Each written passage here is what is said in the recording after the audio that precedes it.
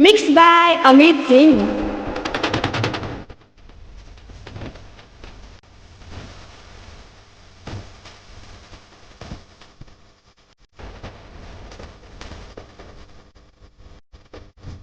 यही बंगाल के छूले बगाल के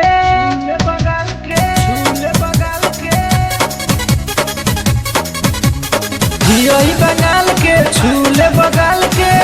आँख मारी के नमरी पोल्हावे ले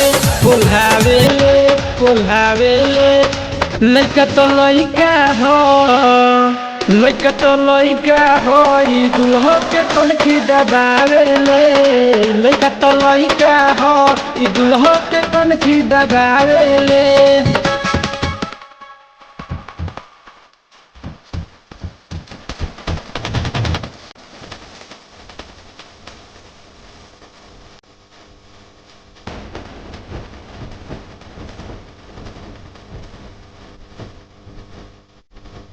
गदराई जो मन देखावे ले बारा पॉकेट के हजरिया काने ले सारा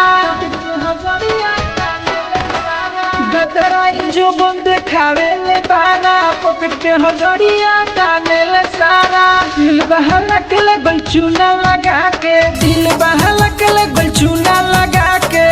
ई तो बूढ़ा कला सटावे ले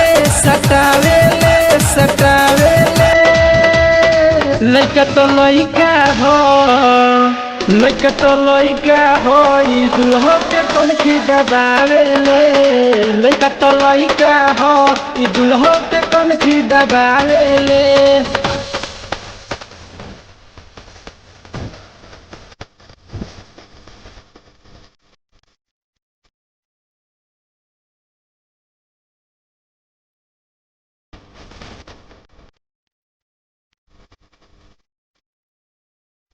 कमरिया हिलावे ले चौकी दूर मगले लालो बाबा भरपूर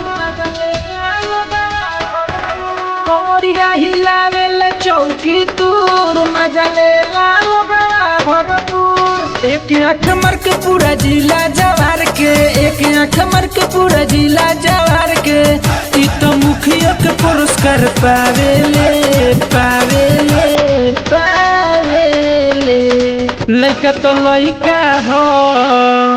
लइका तो लइका हो ई दुल्हो के कनखी दबावे ले लइका तो लइका हो ई दुल्हो के कनखी दबावे ले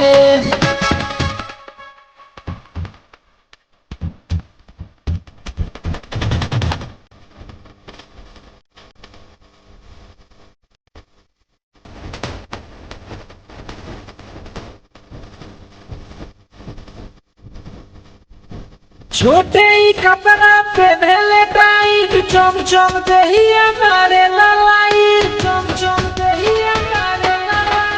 छोटे ही कपड़ा पहने टाइट चमचम दहिया मारे लाइट सोलेंदर बारे नाम के नहीं कोनो काम के सोलेंदर बारे नाम के नहीं कोनो काम के जोरीला जोरम के कोमर धरावे ले लइका तो लइका हो ई दुल्हो के कनखी दबावे ले लइका तो लइका हो ई दुल्हो के कनखी दबावे ले जगदम्बा रिकॉर्डिंग स्टूडियो धौरी बाजार।